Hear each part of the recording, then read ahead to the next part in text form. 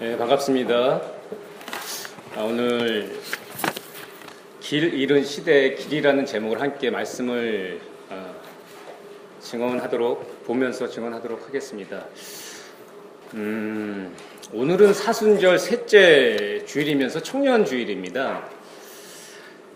굉장히 교회력이라는 게 사실 중요하거든요. 2000년 기독교 영성에 담겨져 있기 때문에 굉장히 중요합니다. 근데 그 교회력 속에 사순절은 정말 깊은 의미가 있습니다. 그 절기를 저희는 지금 보내고 있습니다. 이런 의미 있는 사순절에 특별히 청년주의를 지킨다는 것은 매우 뜻깊은 일입니다. 지금 한국 사회 20대, 30대 젊은이들의 반 이상이 5%세대라고 합니다. 연애, 출산, 결혼, 내 집 마련, 대인관계 중 하나 이상을 포기한 청년 세대를 일컫습니다. 3%세대에서 조금 업그레이드된 용어가 나왔습니다. 5%세대라고 합니다. 5가지를 중에 하나를 포기했다는 거죠. 앞서 말한 5가지 항목 중에 한 가지 이상을 포기한 청년들이 과반수가 넘는 시대를 우리가 살고 있습니다. 가장 큰 이유가 뭐겠습니까? 돈이 없어서입니다. 경제 문제였습니다. 그래서 5%세대들이 굉장히 많은 시대를 우리가 살고 있습니다. 여러분, 청년의 특징이라고 하는 것은 여기 연세 많으신 분들도 계시지만 다 청년 시절 우리가 겪었잖아요. 이 청년의 특징이라는 것은 사실 기백도 있고 실험도 하고 모험도 하고 그냥 배짱도 부리고, 청년들 용어로 치면, 청년들 용어라기보다 하여간 어른들의 입장에서 보면 깽판 치는 같은 어떤 그런 특징들이 있지 않나요? 근데 5%세대는 경제 문제 앞에서 많이 풀이 죽어 있는 것 같습니다. 돈 문제 앞에서, 이 시대의 정신 앞에서 날개가 꺾인 듯 합니다. 참 안타까운 현실입니다. 오늘날 5%세대 앞에서 기성세대는 무슨 말을 할 수 있을까요? 김난도 교수라는 분이 계십니다. 여러분 아실 겁니다. 아프니까 청춘이다라는 책을 써서 굉장히 많은 책이 팔렸습니다. 300만 부 이상이 팔려서 베스트셀러가 됐습니다. 그러나 오늘 한국 사회 지금과 같은 청년들의 이 암담한 현실로 내몬 당사자들은 기성세대입니다. 그 기성세대에 대한 어떤 반성과 성찰이 없다는 비판을 받기도 했습니다. 일면 일리 있다고 생각합니다. 그래서 청년들이 내놓는 어떤 기성세대의 섣부른 위로나 어떤 섣부른 대안도 그다지 진정성과 힘이 없어 보일 때가 있습니다. 저는 근래에 참 재밌는 책을 읽었습니다. 오연호 씨가 쓴 우리도 행복할 수 있을까라는 책입니다. 사실은 길담사원 갔다가 박선중 선생님이 추천해 주셔서 읽게 됐는데요. 참 읽으면서 도전을 많이 받았습니다. 세계 행복지수 1위인 나라, 그 나라가 덴마크인데요. 그 덴마크의 이야기입니다. 북유럽 국가가 사회복지가 잘 되어 있잖아요. 그 덴마크도 역시 사회복지 제도가 굉장히 잘 구축된 나라였습니다. 무한 경쟁의 어떤 가치보다도 협력의 가치를 중요시했습니다. 의료도 무상이고 교육도 대학까지 다 정부에서 국가에서 책임집니다. 무상으로 교육을 받을 수 있습니다. 그뿐만이 아니라 대학생들에게는 월 120만의 생활비가 지급되고 있었습니다.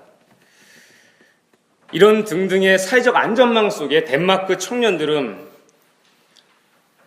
경제적 안정감을 누리면서 마음껏 공부하고 마음껏 연애하고 결혼하고 출산하고 내 집 마련하고 대인 관계를 맺어가고 있었습니다.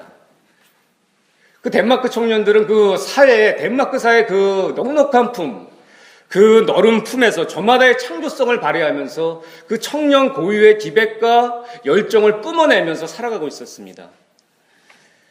그러나 지금 한국 사회, 우리 청년들의 상황은 어떻습니까? 취업난에 허덕이고 있습니다. 루저라는 말이 떠도고 있습니다. 실패자, 낙오자라는 소리를 듣습니다. 이런 모욕 속에서 여러 가지 도전을 합니다. 창업도 해보고 여기저기 원서도 내보고 시험도 도전해보지만 빈번히 고배의 쓴맛을 보고 아픔을 겪습니다. 그 결과 의기소침의 후유증이 남습니다. 여러분, 이 가슴 아픈 현실을, 이 가슴 쓰린 현실을 어떻게 우리가 탈출해서 이 청년들이 정말 신앙의 호연지기를 품고 이 뒤틀린 세속을 어떻게 살아낼 수 있을까요? 그게 요즘 사실 청년들의 고민입니다. 세대 간의 갈등도 많지 않습니까? 그런 고민들이 있는 거죠. 수많은 청년들이 근심과 걱정, 불안을 안고 살아가고 있습니다. 여러분, 이런 문제가 어디 오포 세대라고 불리는 2030 청춘들만의 근심이겠습니까? 부한 자나 가난한 자, 많이 배운 자나 못 배운 자 할 것 없이 우리 모두의 근심입니다. 오늘 요한복음 말씀이 오늘 설교의 텍스트인데요. 요한의 보도를 보면 요한 공동체 역시도 근심에 휩싸여 있는 것을 발견하게 됩니다. 여러분 잘 아시겠지만 요한복음이 기록된 것은 주 100년 어간입니다. 그러니까 예수님의 공생의 이후로도 한 70년이 지난 시점입니다. 1945년에 우리가 강복을 맞이했는데 올해가 2015년이니까 딱 70년 됐잖아요. 그런 시점인 거죠. 예수님을 했지만은 소수만이 생존해 있는 겁니다. 그리고 그들도 나이가 많이 들어서 하나둘 이제 세상을 떠나고 있습니다. 그런 가운데 다시 오겠다던 예수님은 캄캄무소식입니다. 당시에는 정말 임박한 종말론을 믿고 있었습니다. 초기 그리스도인들은. 그런 상황 속에서 근심일 수밖에 없었습니다. 정말 예수님이 오시는 것인가 의문이 들면서 요한 공동체 속에는 상당수의 사람들이 정체성을 위기를 느끼고 신앙의 혼란을 느끼면서 흔들렸던 것 같습니다. 명확히 가시적으로 눈에 보이는 것도 없고 손에 잡히는 것도 없습니다. 불안한 겁니다. 초기 기독교인들 입장에서는 불안과 근심에 휩싸일 수밖에 없는 그런 상황이었습니다. 이것이 오늘 말씀의 배경이고 그들의 당면 문제였습니다. 요한 공동체의 상황은 오늘 우리의 상황과 본질적으로 크게 다를 바가 없습니다. 우리도 불안하고 근심에 휩싸여 살아가기 때문입니다. 그래서 요한복음 기자는 근심 속에 길을 잃어버린 그들에게 신앙의 정체성을 재정립해 줄 필요가 있었던 것입니다. 오늘 말씀은 불안과 근심에 쌓인 사람들에게 희망의 복음을 제시해 주는 메시지입니다. 2절을 보면 이렇게 말씀합니다. 한번 함께 보실까요? 내 아버지 집에는 있을 곳이 많다라고 보도합니다. 여기서 집이라고 하는 것은 요한 기자의 어떤 고유한 문학적인 표현입니다. 시인들 같은 거죠. 시인들이 팩트를 얘기하는 게 아니거든요. 어떤 세계를 얘기하는 건데 요한도 그 고유한 어떤 문학적 장치입니다. 집은 안식할 수 있는 어떤 거처의 상징입니다. 휴식의 상징입니다. 뒤집어 생각하면 이렇게 볼 수 있는 거죠. 그들 중심은 그 중심에 근심이 있는 거예요. 하나님이 있어야 자리에 근심이 가득 차 있습니다. 그래서 몸도 마음도 지쳐 있었던 것입니다. 어느 길로 가야 할지 막막했습니다. 당시 여러분 그런 말 다 아실 겁니다. 모든 길은 노마로 통한다는 그런 시절입니다. 그러나 신앙 공동체는 뭔가 다른 길을 가야 하는데 근심에 휩싸인 요한 공동체는 갈 길을 잃어버렸던 것입니다. 그들의 상황이 오늘 말씀 속에 고스란히 녹아져 있는 겁니다. 그게 오늘 말씀에 다 녹아져 있습니다. 이러한 정황 속에서 요한은 길을 제시합니다. 예수님의 다시 오심의 약속을 상기시키고 있습니다. 하나님을 신뢰할 것을 다시금 일깨워주고 있습니다. 다시 깨우는 거예요. 여러분 3절을 한번 보십시오. 이렇게 말합니다. 내가 가서 너희가 있을 곳을 마련하면 다시 와서 너희를 나에게로 데려다가 내가 있는 곳에 너희도 함께 있게 하겠다. 무슨 뜻일까요? 신앙이 뭔가 그거를 일깨워주고 있는 겁니다. 신앙은 어떠한 상황 속에도 어떠한 형편 속에서도 하나님께서 우리에게 약속하신 바를 지키신다는 그 신뢰입니다.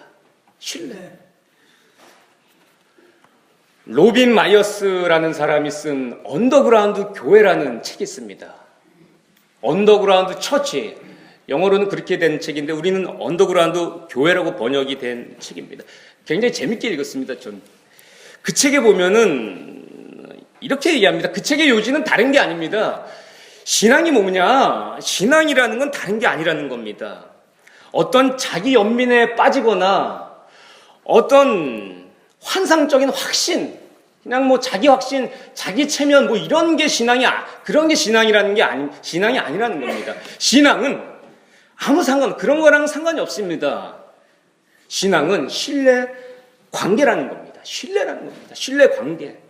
그게 신앙이라는 겁니다. 그 책의 요지입니다. 요한은 예수님의 약속의 토대에서 자신이 속한 신앙 공동체가 하나님과의 신뢰 관계를 잃지 않고 지속 가능한 신앙 공동체로 설 수 있도록 용기를 북돋고 있는 겁니다. 그 후에 4절에서 6절까지는 길이라는 단어가 3번 반복해서 나옵니다. 여기서 헬라어 원문을 보면 굉장히 독특한 단어를 썼습니다. 길. 제가 말씀을 드리겠지만은 4절에서 예수님은 제자들을 향해서 자신이 어디로 가는지 그 길을 제자들이 알고 있다고 그렇게 말씀하셨습니다. 근데 5절에서는 제자들은 그 말씀을 듣고 이렇게 대답합니다. 도마는 길을 모른다고 이렇게 어리숙한 대답을 했습니다. 왜 이런 대답을 했을까요? 길을 잃어버렸다는 겁니다. 도마 개인의 문제가 아닙니다. 그 전체 공동체의 문제였던 겁니다. 길을 잃어버렸던 거예요. 중심을 잡지 못하고 길을 헤매는 요한 공동체의 상황을 엿볼 수 있는 겁니다. 자신의 갈 길이 무엇인지 하늘의 길과 땅의 길 사이에서 한 인간으로서 분명한 자리매김을 하지 못한 상황이었던 것입니다. 우리 역시도 저마다의 삶의 자리에서 자리매김을 제대로 하지 못할 때 길을 잃었다고 그렇게 말할 때가 있습니다. 길이 없어. 길이 막혔어. 어디로 가야 될지 모르겠어. 길을 모르겠다고 많은 분들이 얘기합니다. 요한 공동체는 갈팡질팡하는 그 신앙적 정체성 속에 근심으로 갈 길을 잃어버렸던 것입니다. 그 어두컴컴한 길에서 진리의 길이 무엇인지, 생명의 길이 무엇인지, 기독교인이 걸어가야 할 길이 무엇인지 혼선을 겪고 있었던 것입니다. 요한 공동체 속에는 그리스도를 따라가야 함에도 불구하고 이 근심 때문에 이거를 극복해야 되는데 극복이 안 돼서 이 근심을 극복하지 못하고 로마의 길, 제국의 길, 황제의 길로 가기 위해 동분서주하며 공동체를 이탈한 구성원들도 아마 있었을 것입니다.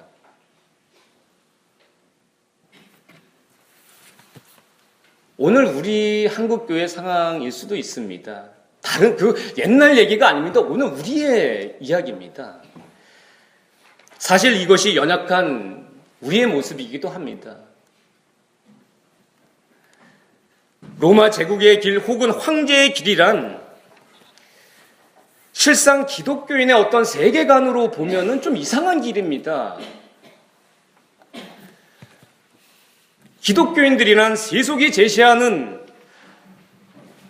그 길을 무작정 줏대 없이 따라가는 이들이 아니지 않습니까? 이상하게 봐야 되는 것이거든요. 기독교인들은 다른 관점에서, 다른 시각에서, 다른 시야에서 세상을 맑게 봐야 되는데 흔들렸던 것이죠.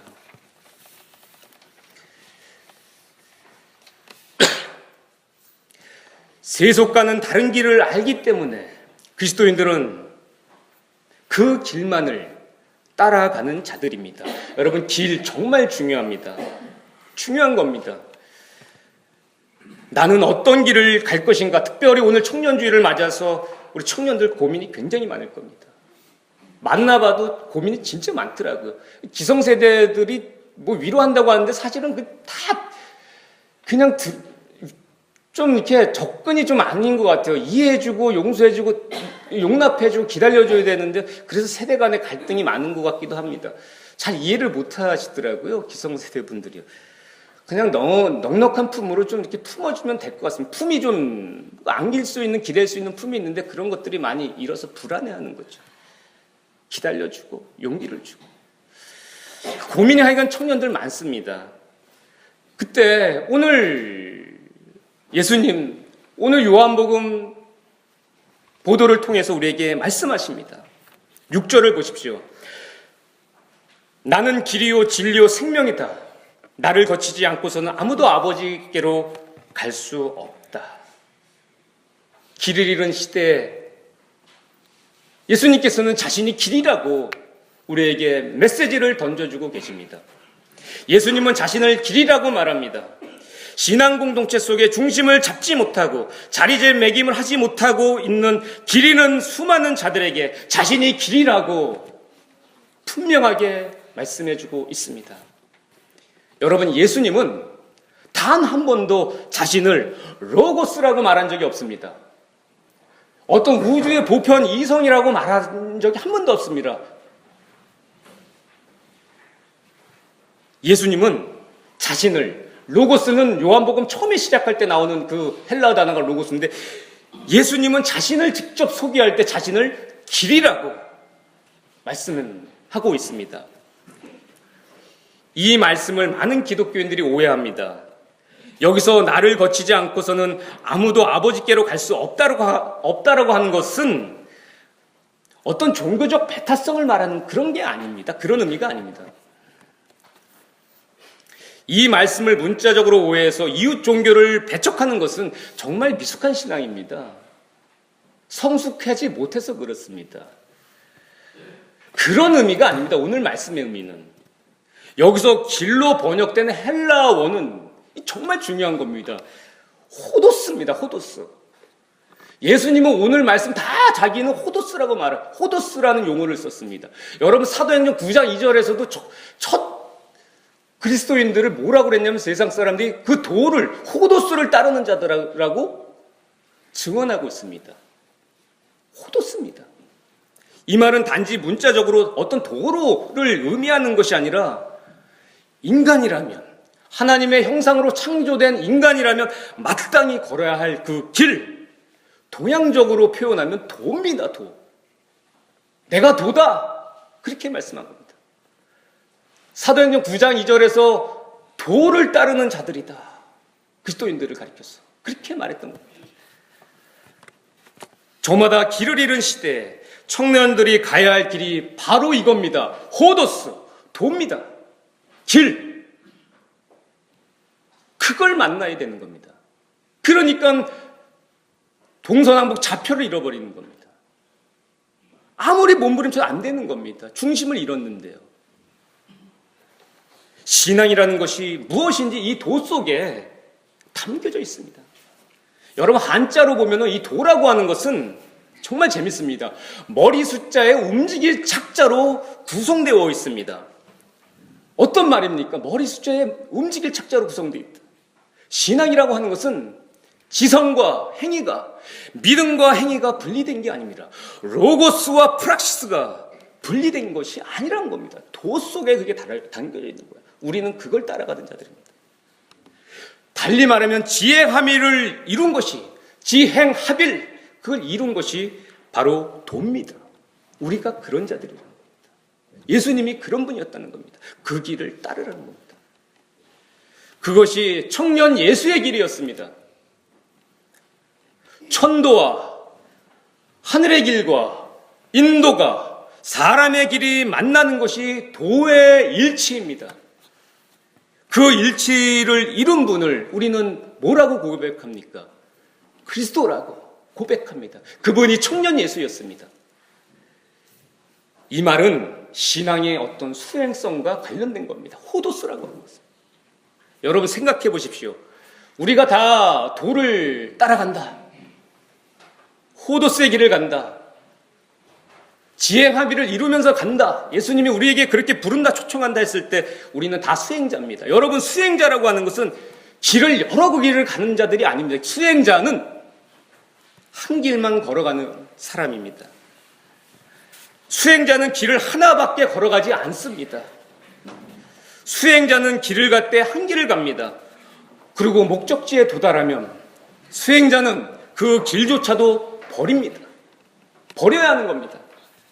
길에 매이면 어떻게 될까요? 그 길 자체가 또 다른 우상이 되기 때문에 버리는 겁니다. 그래서 수행자는 다양한 길을 갈 수 없습니다. 수행자는 오로지 한 길만을 갑니다.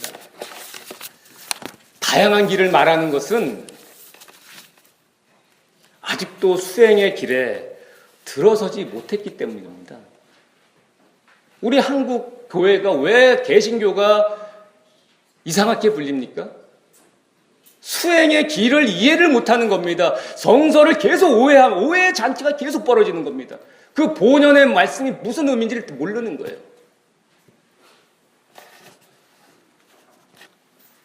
여러분, 신앙은 도 닦는 겁니다. 청년들은 오늘 그 도에 있잖아요. 머리 숫자. 청년들 용어는 대가리라 그래요. 대가리. 이 머리를. 이 대가리에 물들었다. 이 대가리 띨빵한 놈아 이렇잖아요. 여러분, 청년들이 이 대가리만 갖고 백날 예수 따라봐야 신앙의 진보 없습니다. 이 대가리를 움직일 차자가 딱 붙은 게 도잖아요. 움직여야 된다. 내 온몸과 함께 움직일 때 그게 길을 따르는 거라는 겁니다. 그게 신앙이라는 겁니다. 다 대가리로 하죠. 대가리. 청년들 대가리로만. 그래서 우리는 종교성, 어떤 종교의 언어에 이게 그런 거에 그게 중요한 그런 언어가 얼마나 종교적 언어가 많습니다. 그러나 다 부패했다 그러고 세상이 욕합니다. 그 종교성이 중요한 게 어떤 종교성을 넘어서 우리의 매일의 일상이 수행이 돼야 되는 것이죠, 사실은. 여러분, 노자의 도덕경영을 아마 많은 분들이 읽어보셨을 겁니다. 저도 옆에 두고 항상 지침으로 항상 읽습니다. 거기 보면 노자는 이런 말을 했습니다. 학문은 매일 쌓아가는 것이 중요하고 돈은 매일 버리는 것이 중요하다. 그런 말을 했습니다. 근사한 말이죠. 그러니까 사상가죠. 길을 가는 수행자는 버릴 줄을 아는 자입니다. 우리는 비움을 얘기하잖아요. 버리는 겁니다. 신앙은 끊임없이 버리는 것이고 끊임없이 깨부수는 것입니다. 그게 신앙입니다. 내 안의 탐욕과 우리 시대의 우상이 무엇인지 말갛게 보면서 비우고 깨부수면서 지행 합의를 이루며 현명한 걸음을 걸어가는 것입니다. 여러분, 당시 요한 공동체 속에 어떤 이들은 근심 속에 불안해하면서 제국의 길, 황제의 길에 순응하며 따랐을 겁니다. 그게 근사해 보였고 좋아 보였을 겁니다. 그게 나를 구원할 것처럼 보였을지도 모릅니다.